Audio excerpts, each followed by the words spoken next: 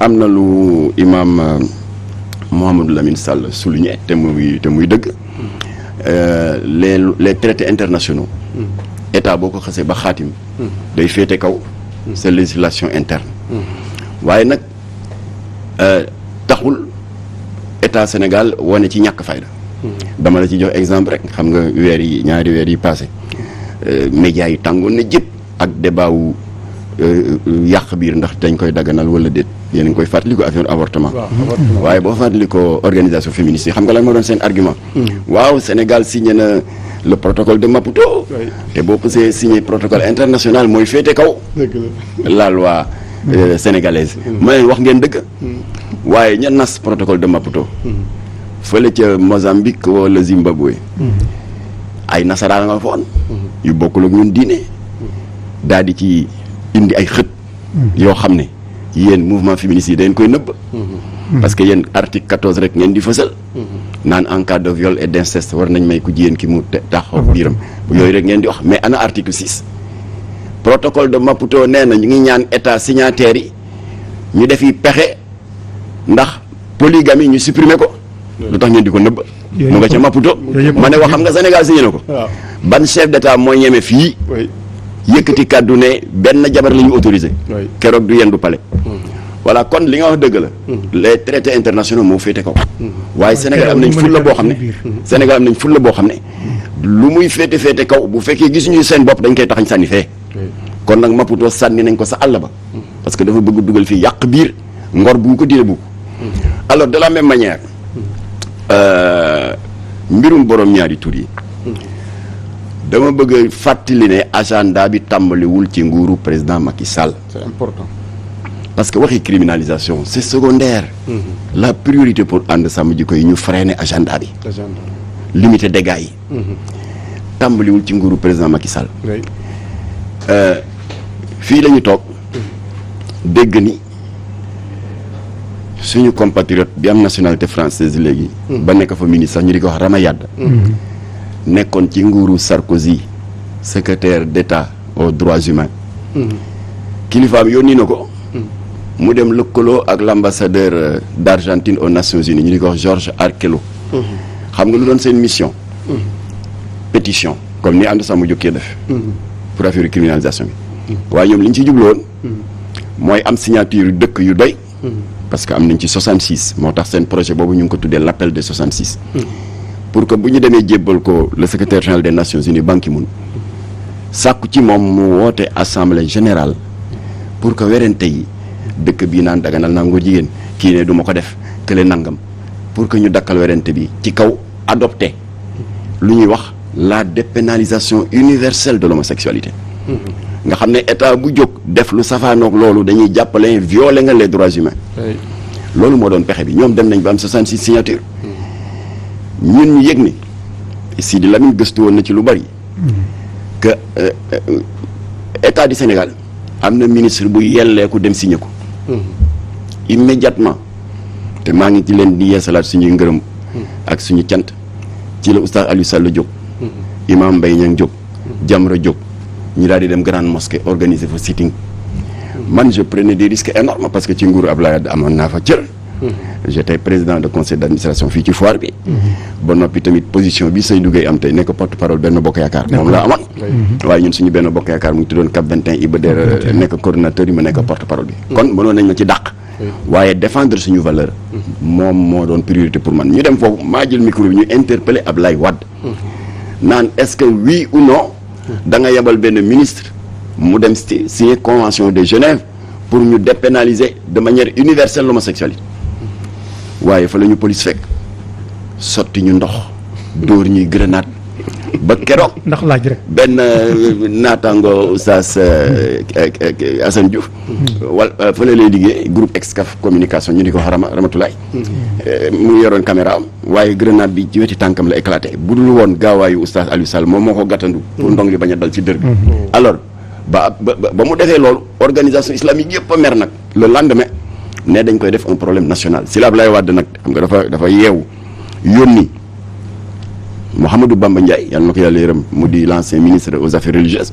yónni Koumba Gaye moo doon ministre aux droits humains ñoom ñoo dem def point de presse dal di weddi ba tëdd ci suuf ne Ablaye nee na yónniwul kenn ñun ñu daal di def communiqué gars yi naan waay Jamra da ngeen bari histoire ñoom ne nañ yónniwuñu kenn ma ne waaw dama leen di yëgal ne même boo leen ko signé woon yéen ñett ña demoon ci lañ koy appliqué donte le traité international moo féete kaw les lois nationales boo leen ko signé woon perte temps la ndax amul benn këru diine bu koy nangu alors kon imaam wax na dëgg traité international moo féete kaw traité national waaye yàlla baaxee na Sénégal fayda joo xam ne ku état bu fi dem président de la république ministre des affaires étrangères yelleeku dem signé loo xam ne tàggoo wooñu tàggoo këru diine yi tàggoo askanu Sénégal su boobaa yaa koy wéetoo moo tax état bi wéetoo na ko ci protocole de Maputo c'est inapplicable wéetoo na ko sur l'appel de 66 président bi weddi na ne signé wu ko voilà léegi nag il faut que ñu fàttali ne suñu taxawaay du singali kenn wala di diaboliser kenn ndax ñoom ñi nekk ci ndëngate googu muy mbirum borom ñaari tur ay doomi réew mi lañu dañu réer rek te bu ñu sañoon ñu delluwaat ci penc mi normalaat kon nag bu ñu jógee ne dañu bëgg ñu yokk daan yi dara waralu ko lu dul ñoom dañu jóge seen tekkaaral ga ñu nekkoon xam nga daan nga toog fii sax ay at da ngay naan waa Sénégal am na góor jigéen daawoo leen dégg waaye dañ jékki ne bërit ñëw ci penc mi di tooñ du dëgg ba pare di takkee sëy guddi gu tedd gu mel ni guddi Mawlud Nabi ci école Ibrahima Diouf bu Kaolack à quelques centaines de mètres fii Cheikh al Islam ba Ibrahima Diouf tëdd ñu dafa takki sëy tooñ la dañu jóg itam seen góor jigéen yu jigéen ñi les lesbiennes ñëw fii Thiaroye Léona benn ancienne lesbienne bu dem ba xam ne lii mu nekkee ngor bu ko dina bu ko mu dem tuub ut ilimaan bu ko jubóole ak jëkkëram mu dellu ci néegu sëyam ñu fekk ko fa duma ko dajji ardoise yi bañ leen yóbboo tribunal lan la ndaw si wax bi ko président tribunal bi ne ko li nga def foo ko teg mun a waaw sama far la woon kon su ma bàyyee dellu si jëkkëram man jàpp naa ne daf ma trahir loolu daaw fi am alors kon nag lii kii wax Almeru Ñing le président du groupe parlementaire Benno Bokk Yaakaar wax na dëgg article 319 te jógee ci te soxe ko sur la loi 66/16 du 12 février 66 jamono bañ koy nas doyoon na sëkk aajotuloon ñu di ci yokk virgule c'était en 1966 waaye booba yii ma junj nii amul woon comme que jamono dox na nag ba infraction yu bees am ñu ko actualiser ba ñu am sañ-sañ ak réew ma dëggu day nii ce haut lieu de culte grande mosquée de Dakar te suñu borom wax ci suratul jinni wa anal masajida lillahi jàkk yi sama néeg la le 23 novembre à 3 heures du matin gardien bi bett ñaari góor jigéen ñu di fa njaaloo kon article 319 doyatul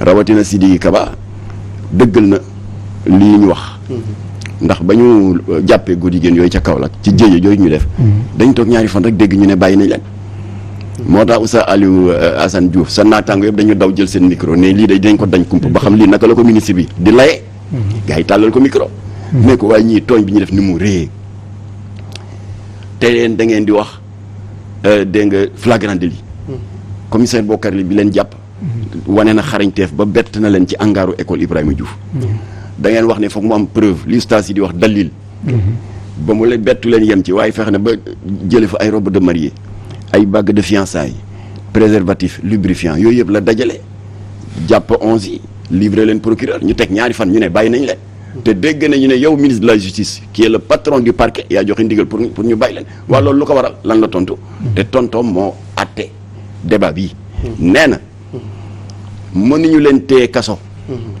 parce que article 319 tuddul benn yoon baatu homosexuel kon nag article boobu baaxoon na ba ñu koy nas mais comme que borom ñaari tur yi dañu am taxawaay bu bees di tooñ te xam nga xolu nit ñi buy jóg xol yi di jóg ñuy takk say si jàkk yi di tooñ lesbiennes yi di dóor ku tuub bàyyi leen di tuub est-ce que loolu mu wax noonu junoowul ak léegi liiral fii article baa boobu voilà article 319 dañu ne sans préjudice des peines plus graves prévues par les alinéas qui précèdent etc sont condamnés d'une amende de 100 000 à 1 500 000 et d'un emprisonnement d'un an à 5 ans wax nga dëgg waaye foofu taxuma de ci kaw alors nee nañ si l'acte a été commis sur un mineur de 21 ans non ci kaw la ca kaw a kaw déedéet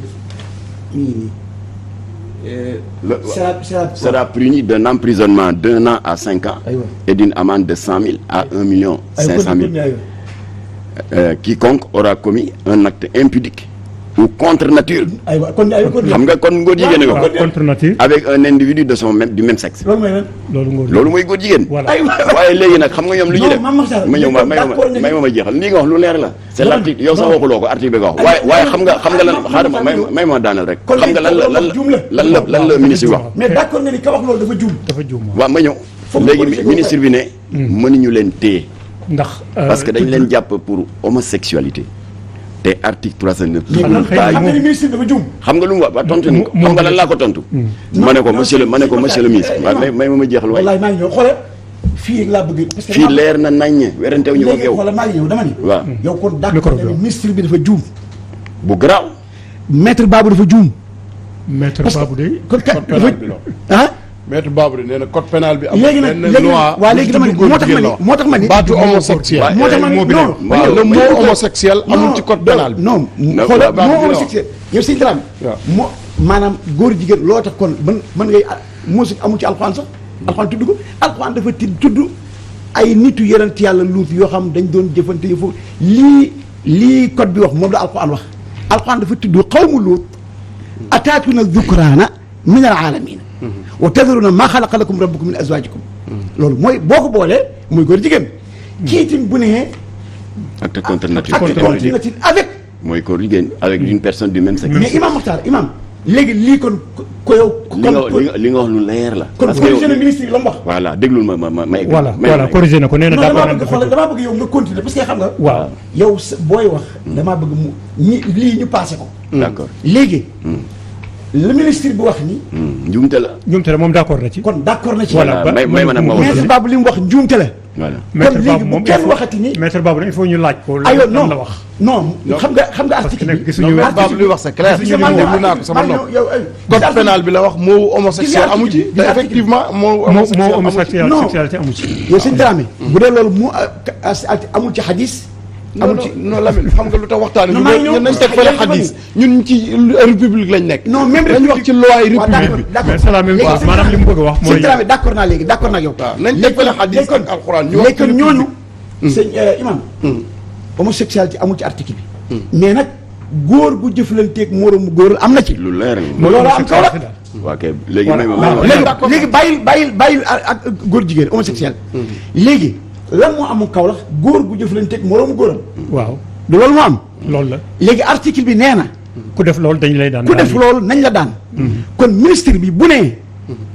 loolu amul ci article bi. dafa juum. dafa juum. voilà je mais même assemblée article bi liiruñu ko. est-ce que liiruñu ko. waaw liiruñu ko. léegi ma daane. man Macky Sall laay wax est-ce que lii liir na ko. alors bu ko defee liir nañu ko. lii imam Mouhamadou Lamine Sall wax. moom il n'a rien inventé dafa reprendre rek. li article 319 wax. dafa ne acte impudique. avec contre nature commis avec un individu du même sexe. oui loolu moom góor jigéen la. loolu lu muy firi. alors léegi nag ministre bi attention mais imam góor jigéen ak lesbienne boole ci sax. waaw yëpp waaw lépp a ngi ci biir. ak kii àtte bi moom la malgré que gis ñaari àtte yooyu voilà. bokkul ci l'islam Alors, léegi nag àtte bokkul. léegi nag waaw kay. ñu bàyyi leen. gars yi ne ko lu tax nga bàyyi leen. te juriste bu mag la. kàngam la ci wàllu droit. ne dañu leen bàyyi parce que mënuñu violer loi bi.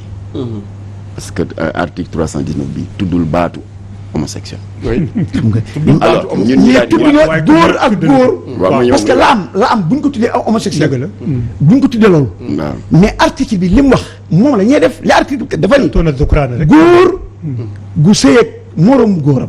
jigéen ju sëy ak moroomu jigéen loolu la article bi wax. d'accord. kon ministre bi liñ ko atteloo mooy góor gu sëy ak moroomu góoram. kenn tudd fi affaire ñëw alors ci article bi ministre bi ministre bi waxee loolu. Imam Massamba Diop dem Café de Rome ak bureau exécutif Jamra ñu def point de presse pour tontu ko. ñu ne ko monsieur Sidiki Kaba. oui. ñu ngi lay gërëm di la sant ci tontu bi nga tontu yàlla dogal na kàngam nga. ci wàllu yoon. yaa ñu ëppi lijaasa fuuf rax ci dolli ngay ministre de la justice yaay patron justice bi waaye ñu ngi lay mettre au défi de nous démontrer que l'homosexualité n'est pas un acte contre nature. ngeen wax ko loolu. parce que article 319 dafa leer acte contre nature impudique commis entre deux personnes du même sexe. yow nga ne tudduñu góor jigéen. démontrer ñu ne góor jigéen newu ci. góor jigéen a ngi ci lesbienne a ngi ci. non même li yéen bi ngeen koy wax ci acte continuité rek ngeen ko teg mais avec un individu de même sexe kenn mosu ko fi wax Sénégal gépp. bon loolu mën naa ko njëkk a génnee. ñu ne ko kon te dafa mel na loolu te loolu man créé wu ma ko. te léegi waa assemblée bu ñu waxoon lii dañuy am lay parce que dañoo waroon ni rek loi bi sa ànd sàmm jikko yi bëgg am na fi. parce que ñoom wax nañu loolu. mais non ñoom dañ loi bi am na parce que fi appliqué wuñ ko. loolu ñoom dañ ni loi bi am na fi parce que acte contre nature fin dañoo waroon àggali phrase bi. dañoo waroon ni am na acte contre nature avec un individu de même sexe. d'accord même ministre bi loolu dafa ma daaneel alors bu ko defee ñu lancé ko défi boobu. ne ko acte contre nature acte impudique avec personne du même sexe muy article 319. na nga ñu démontrer ne que ngóor jigéen newul ci biir. ba léegi tontuwuñu. autrement dit la mu def ab njubadi la. daf leen libéré def benn gymnastique sémantique. naan baatu homosexuel newu ci. ñu si lañ ko joxoon benn masala ñu ne ko suñu borom ni ñu ko oustaz Sall ak ay naataangoom jàngale. bi muy xaraamal wuure. nga dem ci suratul Baqara wala Ali Imran. innamal amru wal maysir. xam nga nekku fi naan xaraamal naa Valpierre. kii Saint-Zano. whisky mën na tudd des centaines. waaye dafa tënk yëpp. boole leen benn bu ko defee lépp luy texali jàmbeeg sagom suñu borom xaraamal na ko. ma ne nag article 319 kon normalement lépp luy acte contre nature. góor buy sëy góor doomu aadama buy sëy ak mala mu ngi ci. waaye ñoom ñu lànk rek mooy ñu ne kon nag léegi li fi sës. ginnaaw bi ñu waxtaanee d'ailleurs sax wax nga ko heureusement. ndax ñun jóguñu rek suñu coobare bopp suñu copte bopp rek. yóbbu proposition de loi ginnaaw bi ñu ci waxtaanee avec des professeurs de droit. des juristes de métier. ak des parlementaires souverains ñoom ñoo ñu conseillé. mais confusion bi amoon Kaolack tey génn ci gémmiñu mis yi pour mu bañati am. au lieu ngeen di créer loi bu bees dafay compliqué. na ngeen jël article 319 réformer ko. modifier au lieu ngeen bàyyi le terme vague acte contre nature. ministre bi di def ay interprétation naan kenn tuddul baatu góor jigéen dindi leen loolu. ngeen ne carrément l' article 319 criminalise l'homosexualité ngeen tudd ko. criminalise le lesbianisme. moo criminalise day ñëw kon. waaw ñoo seet terme bu leen neex rek. ba pare itam condamné na aussi. parce que loolu dina am signification juridique. dinaa leen ko wax léegi. criminalisé nañ aussi la zoophilie. parce que y a 2 mois sa naataango yi demoon nañ ci banlieue bi jàpp fa benn góor jigéen bu doon tëdd ak béy. et criminalise la nécrophilie. parce que am na ay xërëmkat ay jabarkat y a 2 ans ku ñu jàppoon ci benn morgue muy tëdd ak néew. alors ñooñu ñu conseillé ñu neenu na ngeen tudd infraction yi ndax ëllëg lay bañ a am. bu ko defee baatu criminalisation bi. bokk na tam ci li indi jeexi jaaxa ci xel yi. te maa ngi jokkaasaat le président de la république ndax ba muy recevoir imam yi. foofa ci palais. dafa ne waaw an sama jikko yi li ñu bëgg ne daal nañ ko criminaliser maanaam ku ñu ci jàppate rek ñu atte la atte ku rey nit déedéet monsieur le président criminalisation moo di. masalan viol. ñu ngi la daan atte ci juridiction ordinaire yi. flagrant délit wala correctionnel. waaye viol dafa tar léegi am xar kanam bu doy waar ndax violeurs yi du ñu violer yem ci dañ lay rey. alors ñu ne kon léegi bu leen kenn atteeti ca juridiction ordinaire yi flagrant yi ak correctionnel nañ leen yóbbu léegi chambre criminelle loolu moo indi baatu criminalisation. parce que juridiction ordinaire yi dafa am fu mu yem ay 5 ans yooyu. waaye bu daan yi taree ba romb 5 ans kenn amatul droit atte la fële. ñu ngi lay atte fii. masala ni tamit trafic de drogue. ba ñuy sos loi ba en 1964 loi bi doyoon na sëkk. aajul woon ñu si yokk virgule. waaye léegi mbirum fléau drogue. dootoo rek xale bu ñu bett ci benn bopp koñ ngay mu xiyamba. léegi ay patron ñoo si dugal seen loxo. moo tax ñu ngi gërëm Moustapha Cissé Lo def na émission ak seen naataango bu DTV Modou Mbacké Niang nee na man xam naa patron yi fiy dugal cocaïne bi di ci am yi milliards na ma procureur woo waaye ba léegi procureur woo ko. alors ba nga xamee ne trafic de drogue bi takkarnaase na. di kan na soloo xale yi. di yokk insécurité bi ndax ku àndul ak sa sago doo xam loo moomul di tas sëy yi ba pare di déstabiliser économie nationale ndax xaalis bu salte bi ñu ciy recyclé. ci la rahmatullahi alayhi Abdou Latif Guèye ne lii il faut ñu yokk daan yi waxtaanoon nañ seeg Abdou Diouf ay dig nañu tey ëllëg ba ni mu fi jógee deful dara Ablaye Wade ñëw ñu wax ceeg moom ah oui c'est vrai on va voir deful dara moo tax Jamra nag jóg xataraayu dugg ci langue politique bi parce que Jamra amul droit politique suñu statut mayuñu ko waaye dañu créer benn branche politique bu ñuy wax RDS ne comme que bugg leen ko def dinañ ko fajal suñu bopp dugg ci langue yi xataraayu ba am poste député benn ñu dugg fa juillet 2007 diggante juillet 2007 ba novembre 2007 5 mois Latir def benn travail de couloir et de fond propagande député yu bari ñu ànd ci jàppale ko ñu criminaliser le trafic de drogue à travers la loi ma ñëw à travers la loi 2007 31 du 30 novembre 2007 ci noonu la criminalisation yëpp jaar parce que une loi pénale tubaab nee na dafa di évoluer avec son temps parce que bu njëkk ba loi wu viol bi doyoon na waaye gis ngeen viol takkarnaase na ba dañ ko criminaliser loi wu drogue bi doyoon na waaye dafa takkarnaase ba gis nga léegi dañ ko criminaliser noonu la président Macky Sall tam jàppale organisation féministe yi ci wàllu viol ñu criminaliser ko moo tax tamit vol en main armée dañ ko criminaliser incendie volontaire dañ ko criminaliser vol de bétail sàccum jur sax dañ ko criminaliser waaye naka la ñu ne terrorisme bi mu nga leen naka la ñu ne dañuy criminaliser ngóor jigéen rek gaa yu jóg génn seen xamb yi di saaga ak di xaste kon am na lu xew